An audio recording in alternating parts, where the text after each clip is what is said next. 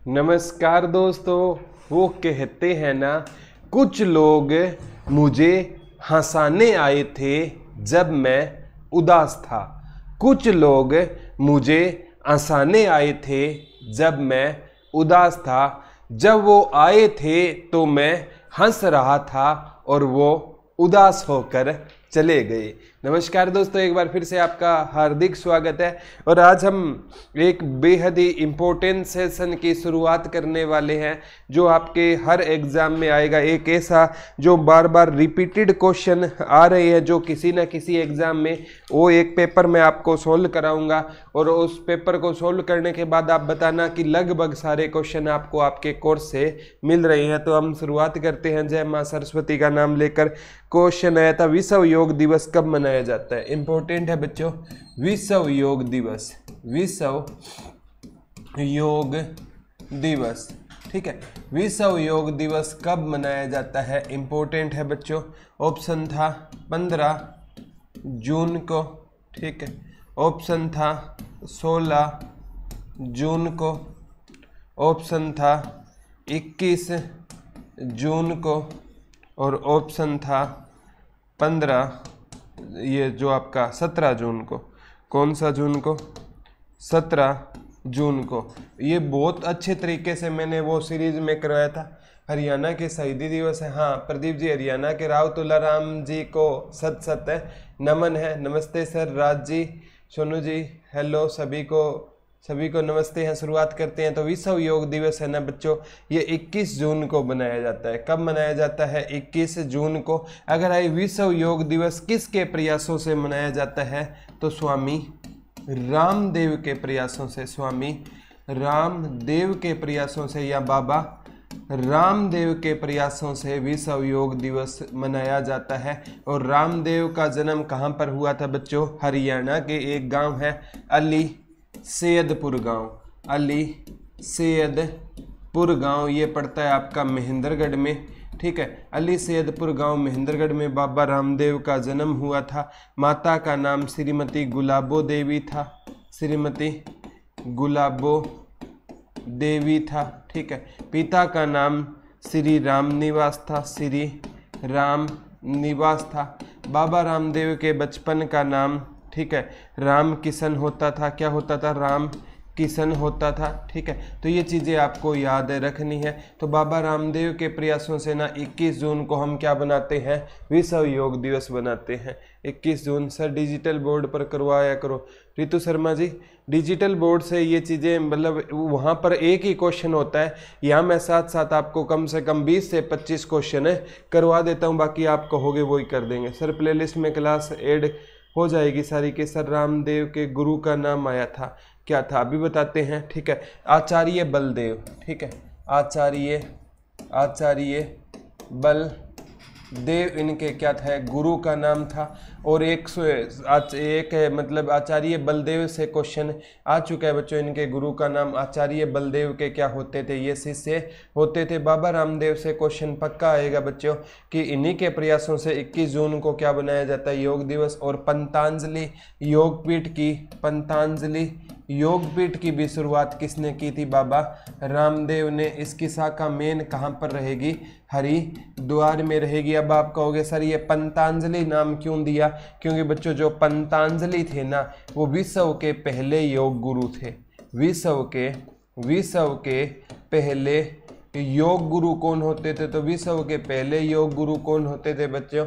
पतंजलि होते थे। इनके गुरु जिनसे बिल्कुल सपना से सर स्टैटिक जीके पूरी हो गई। ज्योति जी स्टैटिक जीके के कुल मतलब 2-3 टॉपिक रहते हैं, वो करवा दूंगा मैं आपको। मेन टॉपिक वैसे स्टैटिक जीके के ना जो आज तक इम्पोर्टेंट टॉपिक पूछे गए हैं ना, वो मैंने करवाए हैं आपको, ठीक है। ठीक है, तो ये चीज़ें याद रख लेना। विश्व योग दिवस कब होता है? 21 जून को होता है। और किसके प्रयासों से? स्वामी रामदेव के प्रयासों से विश्व योग दिवस मनाया जाता है। तो कहने का मतलब है एक महेंद्रगढ़ का छोटे से गांव का लड़का निकला और पूरे हरियाणा में नहीं, पूरे एशिया में नहीं, पूरे विश्व में पहचान बना गया। कहने का मतलब क्या है? जब आप में कोई जज्बा होता है ना कुछ कर गुजरने का, तो सारी कायनात एक हो जाती है। आप किसी भी काम के पीछे हाथ धोकर पड़ जाओ और वो चीज़ आपको मिलेगी ही मिलेगी, चाहे वो कोई भी चीज़ हो। अब कोई भी चीज़ से गलत आइडिया मत लगा लेना, मैं पढ़ाई की बात कर रहा हूँ, यहाँ प्यार से इसका कोई लेना देना नहीं है। मतलब बच्चे तो एक वही दिल वाली बातें समझते हैं ना, ठीक है सर, इनको रिफ्रेश कर दो। आगे आता है, भारत का पहला नेशनल पार्क निम्नलिखित में कौन सा है? भारत का पहला नेशनल पार्क, भारत का पहला नेशनल पार्क कौन सा है? भारत का पहला नेशनल पार्क कौन सा है? ठीक है, ऑप्शन सुनना बच्चों। Corbett national park, Corbett national park. 2, Bandipur national park. 3, Hemis national park. ठीक है, हाँ, हरियाणा के ब्रांड एम्बेसडर बाबा रामदेव, बिल्कुल सपना जी, ठीक है। और चौथा था बच्चों ये Kanha national park, Kanha national park. तो हरियाणा का, ये भारत का पहला नेशनल पार्क कौन सा रहेगा? नहीं सर, दिल वाली बातों को एज चली गई है, अब जॉब चाहिए। अच्छी बात है सपना जी, ठीक है। कॉर्बेट नेशनल पार्क, ठीक है, अभी एज निकली नहीं है। मतलब जब तक इंसान को लगे ना कि एज निकल गई है, मतलब इंसान का ना दिल हमेशा बच्चा रहना चाहिए, और जब तक बच्चा रहेगा वो जॉब भी लग जाएगा। हर चीज़ जरूरी होती है, हर चीज़ लाइफ में जो चीज़ बनी होती है ना, लोग कहते हैं भूत नहीं है, मैं कहता हूँ अगर कोई भगवान है तो भूत भी है, यानी जो चीज़ें प्रकृति में है वो सारी की सारी है। तो हमें है ना मन को ना बच्चा रखना चाहिए, और जब तक मन बच्चा है ना, तो चंचल है ना, तो हम जॉब भी लग जाएंगे। टेंशन फ्री होकर सपना जी पढ़ो, जॉब जरूर लगेगी। कॉर्बेट नेशनल पार्क, ठीक है, जिम कॉर्बेट, ठीक है, बिल्कुल, ये जिम कॉर्बेट है। नीलम जी क्या रहेगा? सर ये कौन सी क्लास है? अभी स्टार्ट ही हुई है बच्चे, ठीक है। आप कोई मर्जी, दिल्ली पुलिस, हरियाणा पुलिस, कोई मर्जी एग्जाम देना, उसकी क्लास। हाँ, किताबों से फुर्सत नहीं है, बहुत अच्छी बात है बच्चे। Jim Corbett national park, Jim Corbett national park बहुत इंपॉर्टेंट है बच्चों। जिम कॉर्बेट नेशनल पार्क कहाँ पर है? ये इंपॉर्टेंट है। ये भारत का क्या था? हाँ, 1935 में, हाँ ठीक है, ये 1935 के एंड में, बिल्कुल सही बोल रहे हो मनीष वशिष्ठ जी, ठीक है। योग दिवस 21 जून यूनाइटेड नेशनल द्वारा, बिल्कुल है। इनका 25 दिसंबर 1965 को बाबा रामदेव का जन्म हुआ था, बिल्कुल सर, पक्का यही है ना जी? बिल्कुल राज जी। सर हमारी इंडिया हरियाणा जीके वाले कोर्स का टाइम 12:10 है। आज मेरे को ना कहीं जाना था ना, इसलिए मैं जल्दी आ गया। हेमिस नहीं, ये पुराना, ये वो सबसे बड़ा है, ठीक है, वो सबसे बड़ा, बिल्कुल। भारत का पहला national park Jim Corbett national park है। हाँ, 1935 के अंत, यानी इसको मंजूरी कब मिली थी? दीपक जी सही बोल रहे, 1936 में इसको पूरी तरह क्या मिली थी? मंजूरी मिली थी, जिम कॉर्बेट नेशनल पार्क, ठीक है। रामगंगा नहीं बहती है सर यहाँ से, बिल्कुल ठीक है। सपना सैनी जी, बहुत अच्छे जवाब आ रहे हैं सभी बच्चों के, ठीक है। तो बांदीपुर कर्नाटक का। हेमिस नेशनल पार्क लद्दाख में है सर, जो सबसे बड़ा है। हेमिस नेशनल पार्क लद्दाख में, पहले जो जम्मू कश्मीर में बताया जाता था, लेकिन बाद में वो उसे लद्दाख में, कुछ चीज़ें है ना बच्चों चेंज हो जाती है। अभी जैसे वो गोलकुंडा की खान थी, आंध्र प्रदेश में थी, वो बाद में कहाँ पर चली गई है? तेलंगाना में। सर सच्ची कह रही हो, मैं भी 2 बच्चों की माँ होने के बाद भी तैयारी कर रही हूँ इसी उम्मीद पर। नीलम जी बहुत अच्छी बात है बच्चों, आप जॉब जरूर लगोगे, बहुत अच्छी बात है अगर आप इतना स्ट्रगल कर रहे हो तो, ठीक है। कांजीरंगा असम, बिल्कुल रितु शर्मा जी, ठीक है, तो ये याद कर लेना। आगे क्वेश्चन आता है बच्चों, सत्यमेव जयते शब्द कहाँ से लिया गया है? सत्यमेव जयते, सत्यमेव जयते शब्द, सत्यमेव जयते शब्द कहाँ से लिया गया है? ये बताना है बच्चों। एक है, इसमें क्वेश्चन आया हुआ था बच्चों, बहुत इंपॉर्टेंट है, कंठ उपनिषद, कंठ उपनिषद, ठीक है। 2, तेते रे उपनिषद। तीसरा, मुंडको उपनिषद, या चौथा, इनमें से नहीं, ठीक है, तो मतलब ये सत्यमेव जयते, हाँ मुंडको उपनिषद सही है sir. Kaziranga national park Assam में है। अब बाघों का संख्या 88, बिल्कुल बाघों की संख्या दीपक जी बढ़ गई है रियल में। हाँ मुंडको उपनिषद, राज जी सही जवाब दिया मुंडको उपनिषद, ठीक है। तो सत्यमेव जयते कहाँ से लिया गया था? मुंडको उपनिषद से लिया गया था। ये क्वेश्चन बच्चों रट लेना, लगभग आपको एग्जाम बहुत से एग्जामों में ये क्वेश्चन आपको देखने को मिलेगा कि सत्यमेव जयते कहाँ से लिया गया है? मुंडको उपनिषद से लिया गया है। कम से कम आप साल में ना बहुत से एग्जामों में यही क्वेश्चन आएगा, मुंडको उपनिषद, ठीक है। बहुत इंपॉर्टेंट है बच्चों, यहाँ से क्वेश्चन आप मुंडको उपनिषद सभी के सही जवाब आ रहे हैं। और बच्चे जब सही जवाब देते हैं ना तो दिल से खुशी होती है कि बच्चे बहुत अच्छे पढ़ रहे हैं। आगे आता है बच्चों, सबसे इम्पोर्टेंट है, ये तो बच्चों वाला क्वेश्चन है कि जन गण मन की रचना किसने की थी? जन गण मन रविंद्रनाथ टैगोर, इस पर तो चर्चा ही नहीं करनी। जन गण मन के रचयिता कौन थे? रविंद्रनाथ टैगोर। कौन थे? रविंद्रनाथ टैगोर थे, ठीक है। एक इनका गीत याद रख लेना, इन्होंने गाया था आमार सोनार बांग्ला, आमार सोनार सोनार बांग्ला, आमार सोनार बांग्ला। और किस विभाजन के दौरान गाया था? बंगाल विभाजन के दौरान इन्होंने गीत गाया था 1905 में। और उस गीत को किसने? बांग्लादेश ने उस गीत को क्या बना लिया था? अपना राष्ट्रीय गान बना लिया था। और सबसे पहले राष्ट्रीय गान 1911 के कलकत्ता अधिवेशन में गाया गया, जिसकी अध्यक्षता की थी विष्णु नारायण दत्त ने। किसने की थी? विष्णु नारायण दत्त ने जिसकी अध्यक्षता की थी। और इन्हीं के लिए 1913 में ना इनको एक पुस्तक थी गीतांजलि, उनके लिए इनको कौन सा पुरस्कार मिला था? नोबेल पुरस्कार मिला था। इनको गुरुदेव किसने कहा था? इनको गुरुदेव कहा था महात्मा गांधी ने। इनको क्या कहा था? गुरुदेव कहा था। तो रविंद्रनाथ टैगोर से ये बातें आपको याद रखनी चाहिए। बांग्लादेश का लिखा था। सर मैंने कल आपसे बात करने के लिए कॉन्टेक्ट नंबर बटा आपने परमेश्वर कुमार जी, सॉरी भाई साहब मैं भूल गया था कल, आज नंबर आपको ज़रूर दूंगा, लास्ट में याद दिला देना जिस टाइम क्लास पूरी हो। सर आप, हाँ मनीष जी, अब माता जी बिल्कुल सकुशल है परमात्मा की दया से, आपकी विशेष से सब कुछ ठीक है।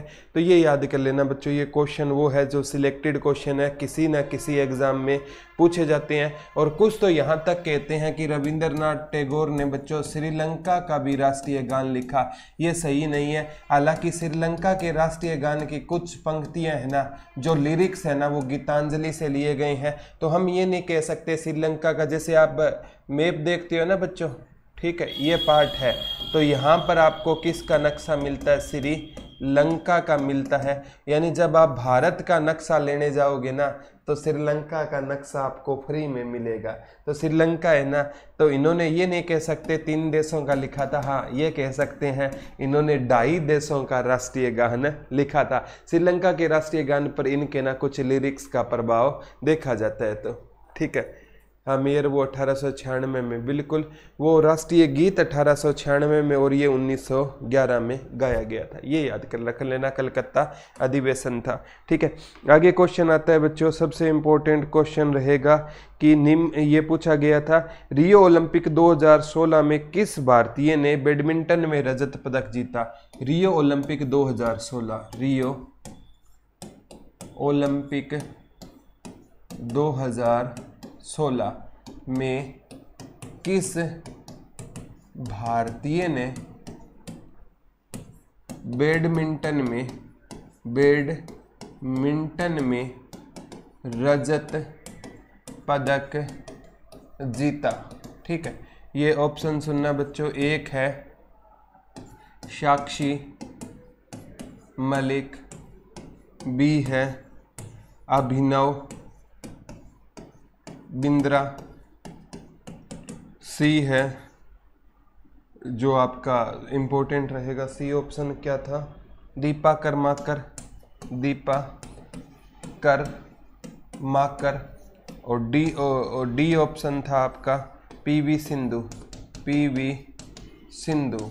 ऑप्शन ये बताना बच्चों, किस रियो ओलंपिक 2016 में किस भारतीय, बिल्कुल जवाब आने भी शुरू हो गए। नैना चौधरी सिंधु, राजजी सिंधु, परमेश्वर, PV Sindhu, PV Neelam ji, PV Sindhu. तो पीवी सिंधु है ना पुलिना गोपीचंद, इनके कोच का नाम आ सकता है पुलिना गोपीचंद।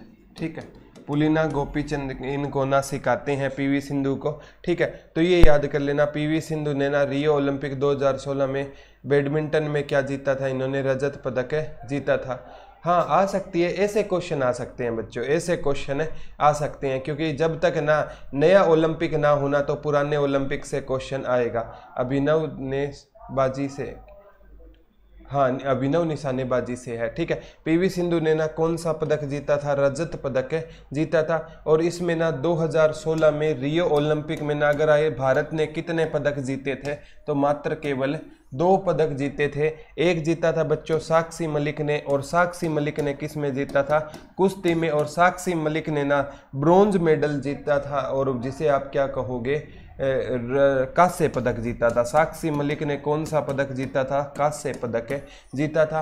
और बच्चों साक्षी ने कुश्ती में कांस्य पदक जीता था। और ये रियो ओलंपिक वो रियो ओलंपिक होता ये बच्चों 2016 का रियो ओलंपिक है, भारतीय इतिहास का सबसे काला रियो ओलंपिक होता, काला ओलंपिक होता अगर ये 2 लड़कियां ना होती। सारा भारत है ना मेडल के लिए लड़कों की ओर देख रहा था, और मेडल लेकर आई ये 2 लड़कियां।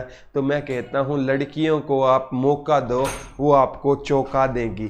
तो लड़कियों को हमें मौका देना चाहिए। गालिब अक्सर कहा करते थे कि मेरी हर उंगली उस उंगली से जलती है, मेरी हर उंगली उस उंगली से जलती है जिस उंगली को पकड़कर मेरी बेटी चलती है। तो मतलब है ना, बेटियों का हमें सम्मान करना चाहिए, उनको हमें मौका देना चाहिए, और वो उनको आप मंच दोगे ना तो वो सरपंच पक्की बन जाएगी। तो हमें है ना ऐसी भावनाओं से ऊपर उड़ना चाहिए। दोनों ही लड़कियां मेडल लेकर आई थी। ठीक है, आगे क्वेश्चन आता है बच्चों, बहुत इंपॉर्टेंट है कि कंप्यूटर निम्नलिखित में कौन सा कार्य नहीं करता। कंप्यूटर इनमें से कौन सा कार्य नहीं करता, कंप्यूटर इनमें से कौन सा कार्य नहीं करता। ठीक है, एक है बच्चों कंप्यूटर इनपुट नहीं करता, 2 आउटपुट नहीं करता, 3 प्रोसेस नहीं करता, और 4 अंडरस्टैंडिंग। ठीक है, जिसे आप बोलोगे समझ, क्या बोलोगे, समझ। तो इनमें से कंप्यूटर कौन सा कार्य नहीं करता, बहुत इंपॉर्टेंट है। इनमें कंप्यूटर के द्वारा कौन सा कार्य नहीं किया जाता। ठीक है, हाँ बिल्कुल सही बोल रहे हो राज, ऑप्शन। ठीक है, ज्योग्राफी की क्लास और पॉलिटिकल की क्लास नहीं है सर, सारी की सारी क्लास है। धर्म जी आप प्लेलिस्ट चेक कर लेना, हमें तो आपकी गालिब की शायरी भी याद होने लग गई है। बिल्कुल परमेश्वर कुमार जी, बहुत अच्छी बात है। तो कंप्यूटर इनमें से कौन सा कार्य नहीं करता, तो कंप्यूटर अंडरस्टैंडिंग पावर नहीं रखता। कंप्यूटर में बच्चों अपनी समझ नहीं होती है। ठीक है, अपनी समझ उसमें होती है जिसमें फीलिंग होती है, और कंप्यूटर में कोई फीलिंग नहीं होती। रोबोट फिल्म देखी होगी, जब रजनीकांत ने उस रोबोट में क्या डाल दी थी, फीलिंग डाल दी थी, तो रजनीकांत को लेने के देने पड़ गए थे। तो कंप्यूटर क्या नहीं है, अंडरस्टैंड नहीं करता। ये तो हमने जो इंस्ट्रक्शन कंप्यूटर को, अब आप बोलोगे सर रोबोट आ गया, तो रोबोट में बच्चों प्रोग्रामिंग तो होती है ना, रोबोट में सारी की सारी प्रोग्रामिंग डाली जाती है तब वो काम करता है। तो कंप्यूटर क्या नहीं करता, अंडरस्टैंडिंग नहीं है। कंप्यूटर में क्या नहीं है, समझ नहीं है। रोबोट का काम कर लेगा, हर वो काम कर लेगा, लेकिन ना उसमें प्रोग्रामिंग डालनी पड़ती है। सर एक बार करना ये हो, ठीक है, चलती चलती बंद हो जाती है, सही नहीं है। सही चल रही है बच्चे, हरियाणा जी के में जिलेवार परिचय करवा दो, क्योंकि कल मुझे किसी ने पूछा कि महम की बावड़ी, अरे महम की बावड़ी रोहतक वाला यार बच्चे, महम है ही रोहतक में, 24 चबूतरा रोहतक में। बच्चों ये है ना, मैंने जो जितनी वीडियो डाली है ना, किसी ना किसी में सारे के सारे क्वेश्चन है। आप वीडियो तो देखो यार, मुझे नहीं पता सर बावड़ी को किसने बनवाया और कब, कोई दिक्कत नहीं है परमेश्वर कुमार जी, क्वेश्चन है ना HSSC ने जो पूछे हैं ना वही क्वेश्चन इम्पोर्टेंट है। बाकी है ना किस गांव में कितने सरपंच है, उस सरपंच का नाम क्या है, कितनी उस गांव में मतलब ग्राम सभा के सदस्यों की संख्या कोई नहीं पूछता, ठीक है। जो सिलेक्टेड क्वेश्चन होते हैं ना, वैसे तो जीके के बच्चों लाखों करोड़ों क्वेश्चन बन जाते हैं। 10.5 घंटे में एक वीडियो अगर मैंने हरियाणा जीके की करवाई थी और उसमें से 25 में से 16-17 नंबर आ रहे हैं, तो आपके टीचर को पता होता है कि पेपर में क्या आता है। तो इस बात का ध्यान रखना बच्चों, किसी के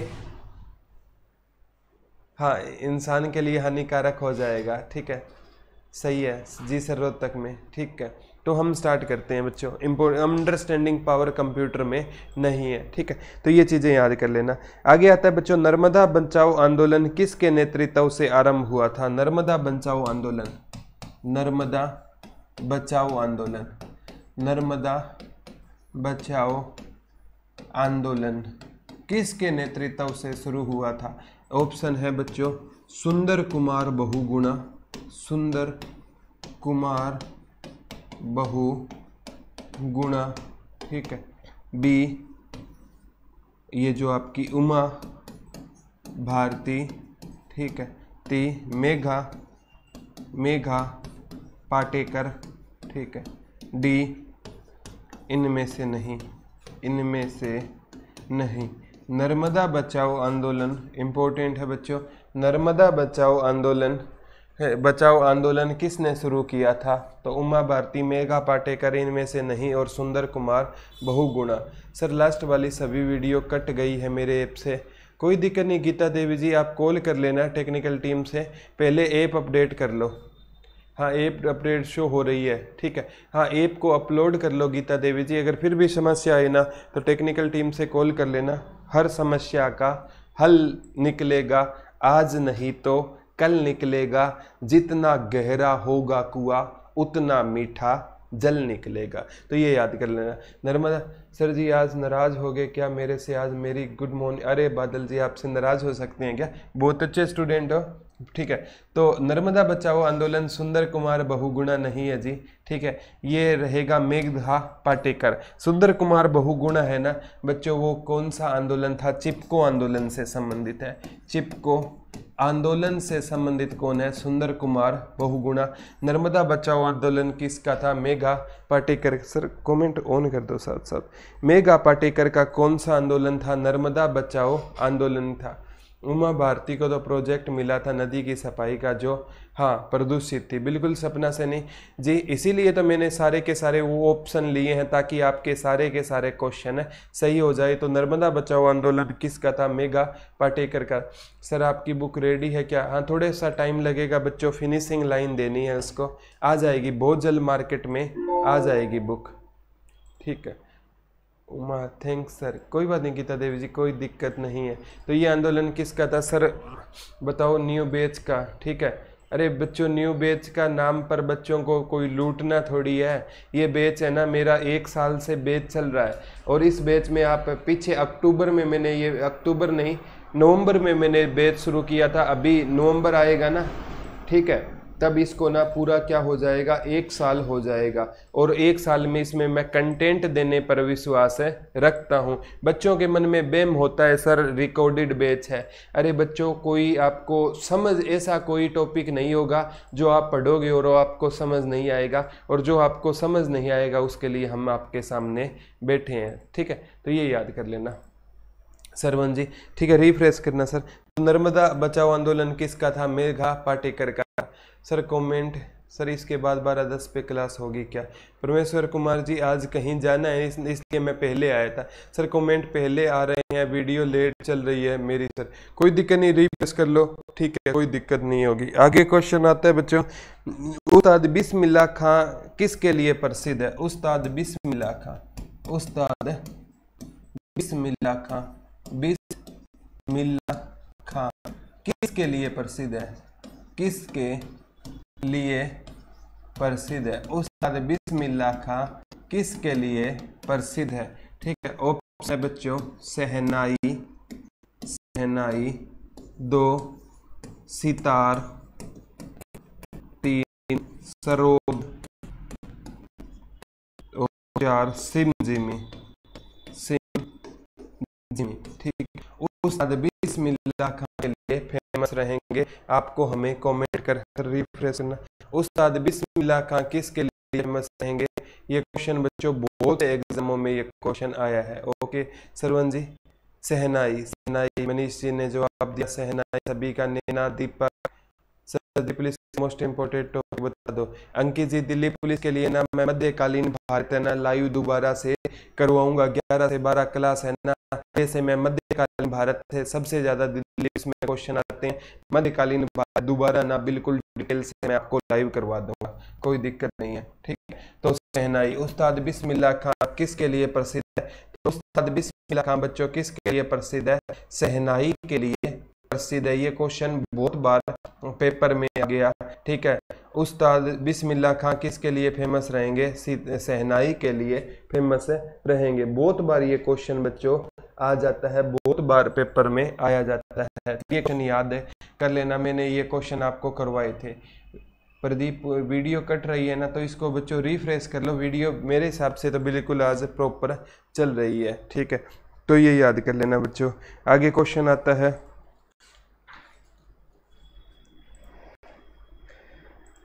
राष्ट्रपति का अध्यादेश कितनी अवधि के लिए लागू रहेगा? राष्ट्रपति का अध्यादेश, राष्ट्रपति का अध्यादेश कितने समय के लिए लागू रहेगा? समय के लिए लागू रहेगा। ऑप्शन 3 मंथ, 2 6 मंथ, सी 12 मंथ, डी 4 मंथ्स, ठीक है। राष्ट्रपति का अध्यादेश, सबसे पहले तो पता होना चाहिए अध्यादेश क्या होता है। अध्यादेश एक टाइप का ना शॉर्ट टाइम के लिए बच्चों, शॉर्ट टाइम के लिए अध्यादेश क्या होता है, एक कानून होता है। जब है ना लोकसभा और राज्यसभा की कोई मीटिंग नहीं चल रही हो ना, और राष्ट्रपति को क्या लाना हो, इमरजेंसी कानून लाना हो, तब वो क्या जारी करता है बच्चों? अध्यादेश जारी करता है। आपको पता है कि लोकसभा और राज्यसभा की मीटिंग कम से कम साल में ना कितने अंतराल, 6 महीने में होनी चाहिए, तो 6 महीने के अंदर मीटिंग हो जाएगी। तो ये अध्यादेश कितने टाइम के लिए लागू रहेगा? 6 महीने के लिए लागू रहेगा, और 6 महीने में मीटिंग हो जाएगी। तो राष्ट्रपति लोकसभा और राज्यसभा में अगर इसको परमिशन मिल गई तो ये कानून बन जाएगा, अगर परमिशन नहीं मिली तो अध्यादेश बाद में कैंसिल हो जाएगा। एक तरह का ये क्या होता है, छोटा कानून होता है। लोकेश, अंशु, प्रदीप, शिल्पा, सभी के जवाब बहुत सही आ रहे हैं। तो अध्यादेश है ना कितने टाइम के लिए लागू होता है? तो अध्यादेश है ना बच्चों 6 महीने के लिए क्या होता है, लागू होता है। बाद में इसको राष्ट्रपति को भी क्या लेनी होती है, परमिशन लेनी होती है। तो ये याद रख लेना। आगे क्वेश्चन आता है बच्चों, सबसे इम्पोर्टेंट, निम्नलिखित में किस खिलजी शासक ने दिल्ली के राज सिंहासन पर बैठने से पहले अपने ससुर की हत्या की थी? खिलजी वंश के किस शासक ने, खिलजी वंश के किस शासक ने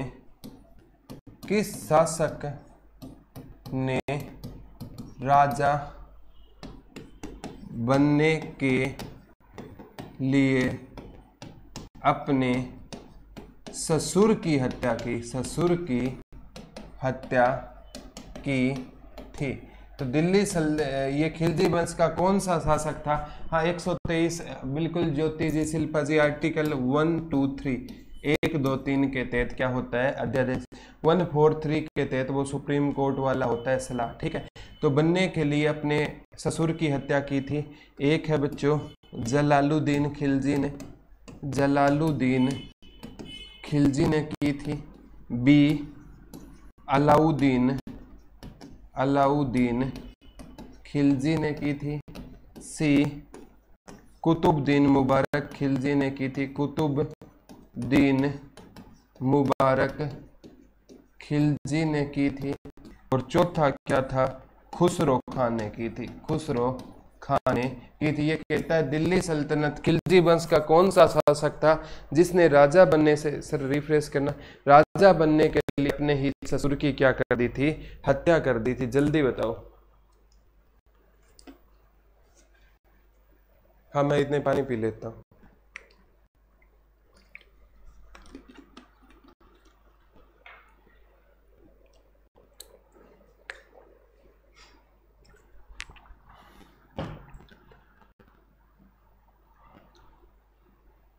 ठीक है, जलालुद्दीन को राज्य मारा था। अंकित, परमेश्वर, नैना, सभी के जवाब, बादल सभी के जवाब सही आए, बहुत अच्छी बात है। अलाउद्दीन खिलजी ने फिरोज को मारा था। अलाउद्दीन खिलजी है ना बच्चों, ये न 1296 में अपने चाचा को मारकर राजा बना था और इसके चाचा का नाम क्या था? जलालुद्दीन खिलजी। इसकी हत्या की थी कड़क माणिकपुर। कड़क माणिकपुर ये इलाहाबाद में है। कहाँ पर है? इलाहाबाद में है। बाद में अपने चाचा की बेटी से क्या कर ली थी इसने? शादी कर ली थी, यानी ये इसका चाचा भी था और इसका क्या था?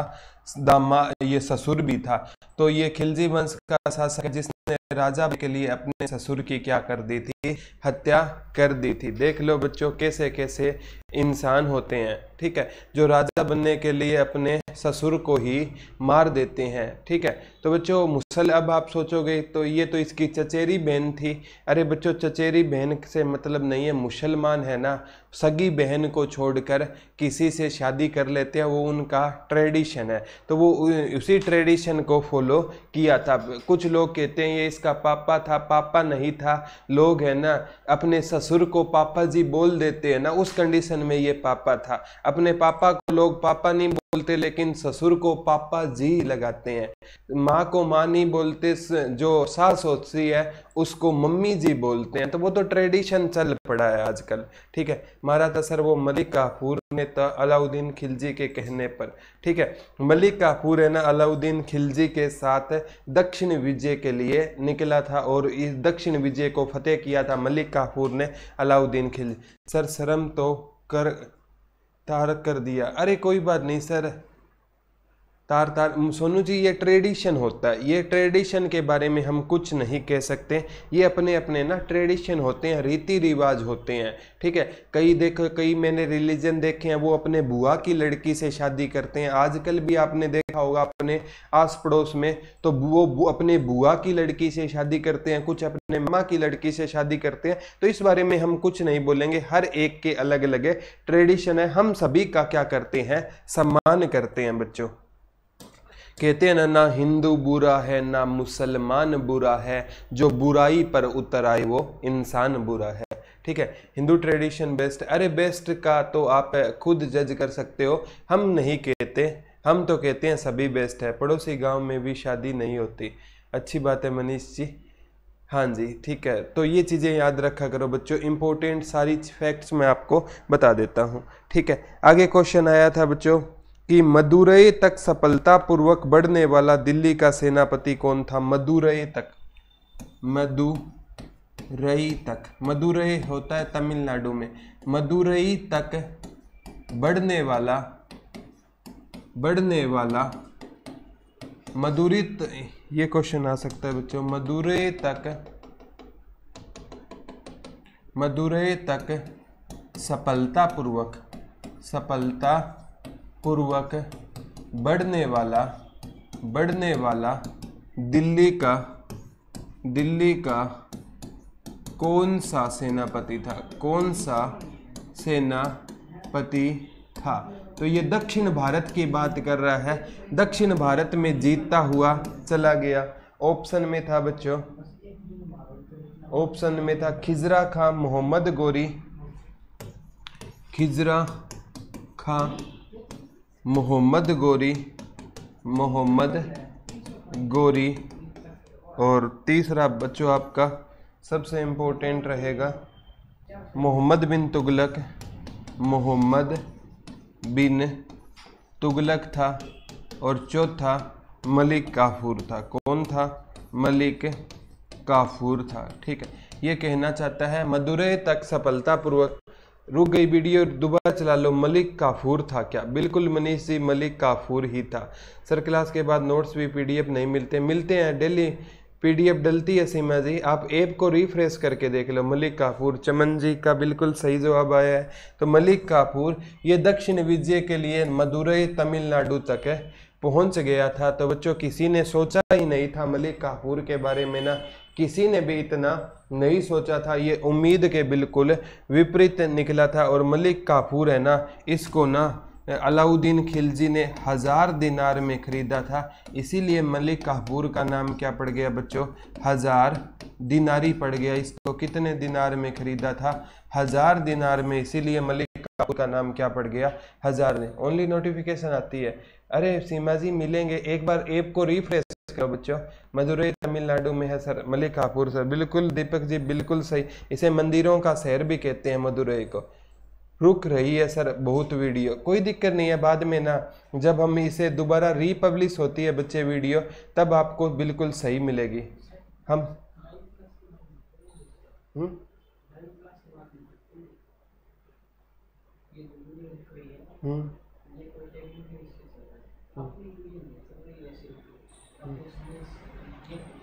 अच्छा वीडियो सही चल रही है बच्चों को, हो सकता है कोई टेक्निकल इश्यू है ना, उसको जल्द ही रिजोल्व हो जाएगा, कोई दिक्कत है नहीं है, आपको बाद में बिल्कुल सही मिल जाएगी वीडियो, कोई दिक्कत नहीं है। हो जाती है बच्चों, टेक्निकल इश्यू है ना, हर कहीं हो जाते हैं। सबसे ज़्यादा राजाओं को भी मारा था, चमन जी बिल्कुल मारा था सर। मदुरई से सुंदर पिचई भी है, बिल्कुल है। गूगल और उसकी प्रेजेंट कंपनी अल्फाबेट के सीईओ है, बिल्कुल दीपक जी बहुत अच्छी बात है। बहुत जनरल नॉलेज आपकी जो करंट वो भी बहुत अच्छी है बच्चे आपकी, ठीक है। आगे क्वेश्चन आता है बच्चों, बहुत बार पेपर में आ गया है कि लोकसभा में कोई भी धन विधेयक में किसकी पूर्वनुमति के बिना प्रस्तुत नहीं होता। ये देखो क्वेश्चन बड़ा, ये पूछना चाहता है बच्चों, लोकसभा में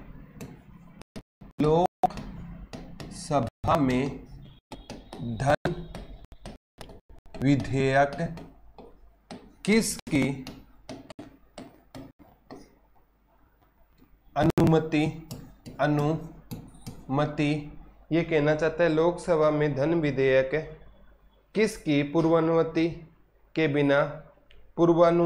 बिना किसकी, दोबारा लिख देता हूं बच्चों, किसकी पूर्वानुमति के बिना पेश नहीं किया जाता। ठीक है, इंपॉर्टेंट है, ऑप्शन लिखता हूं, लोकसभा का अध्यक्ष, 2 प्रधानमंत्री,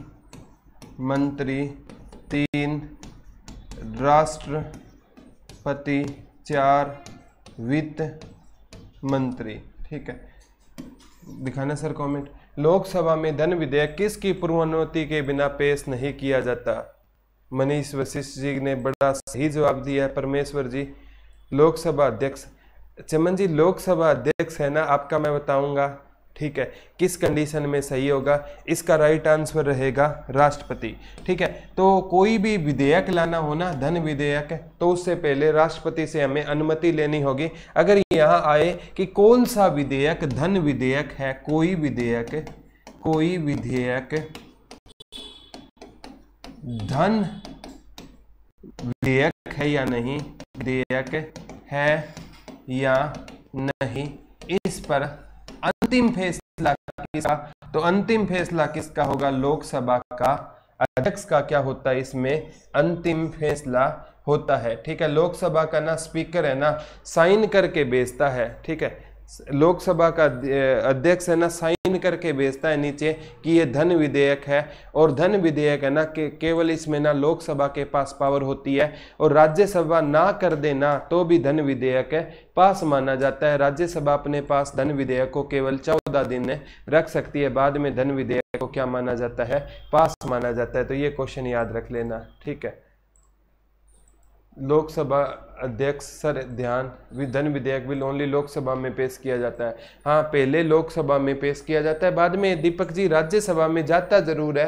राज्यसभा अगर हाँ कर दे तो अच्छी बात है, अगर ना भी करे तो इसको पास है माना जाएगा। ठीक है, तो अंतिम फैसला पूछे ना धन विधेयक पर, अंतिम फैसला किसका होता है या अंतिम डिसीजन किसका होता है, तो भी लोकसभा के अध्यक्ष का होता है। निम्न सदन, बिल्कुल लोकसभा को निम्न सदन बोला जाता है।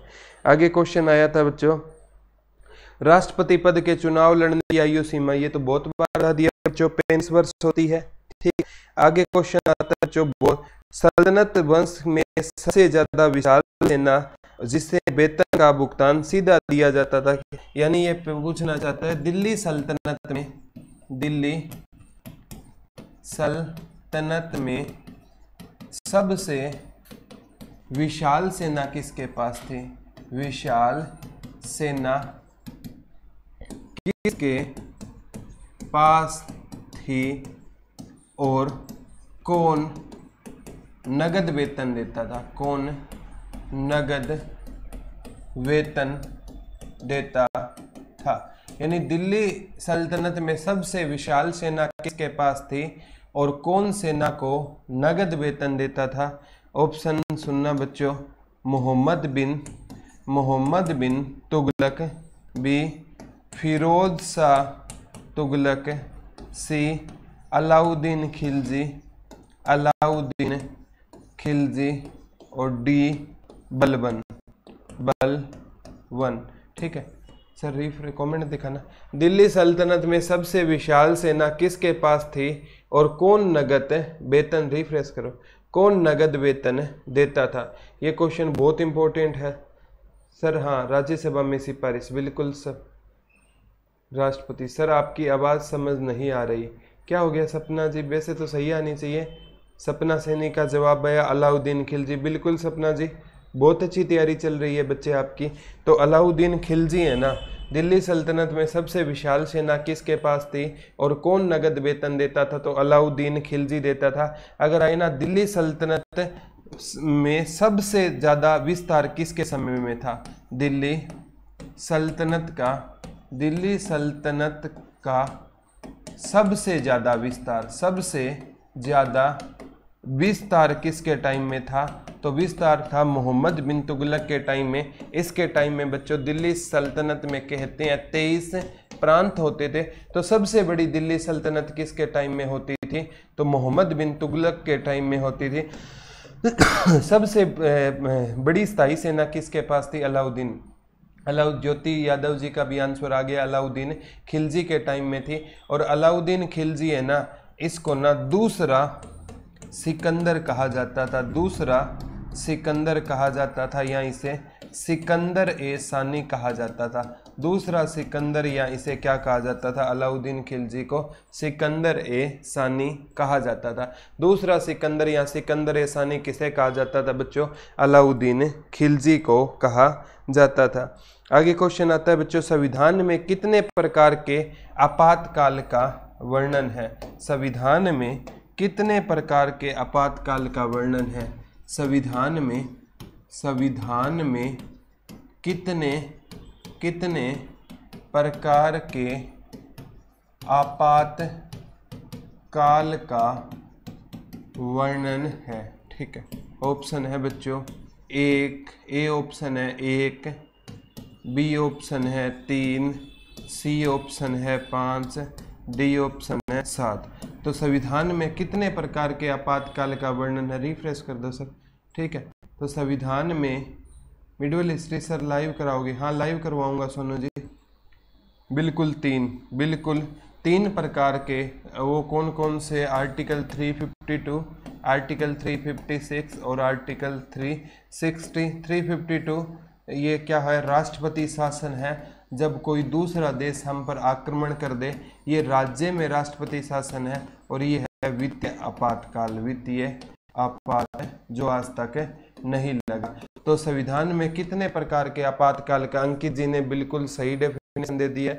352 देश, 356 राज्य और 360 वित्तीय। मनीष वशिष्ठ ने सही जवाब दिया। कॉन्टेक्ट नंबर दे दो वरना फिर क्लास। सर जी एक कॉन्टेक्ट नंबर देना 5 मिनट के लिए आपका।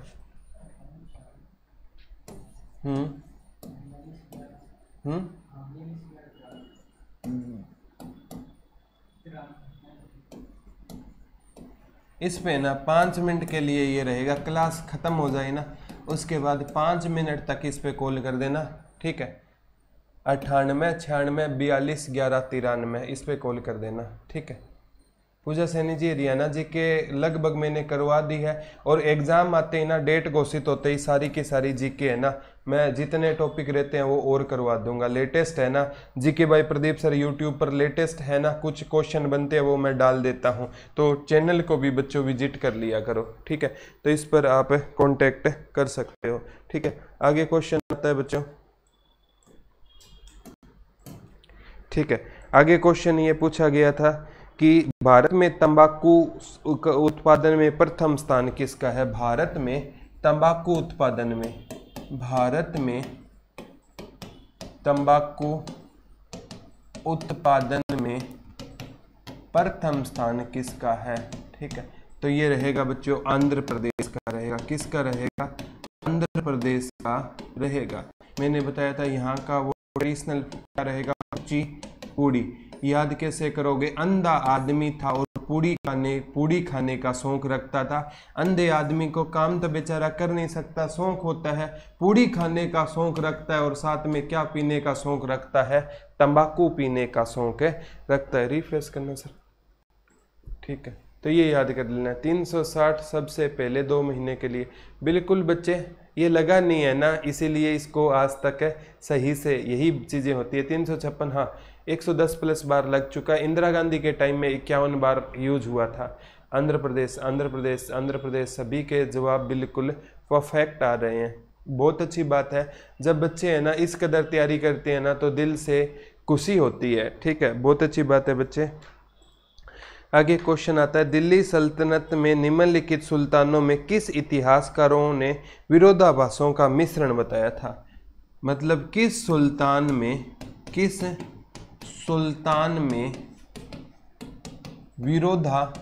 विरोधाभास का मिश्रण था। किस सुल्तान में विरोधाभास का मिश्रण था? वो था बच्चों मोहम्मद बिन तुगलक में। मोहम्मद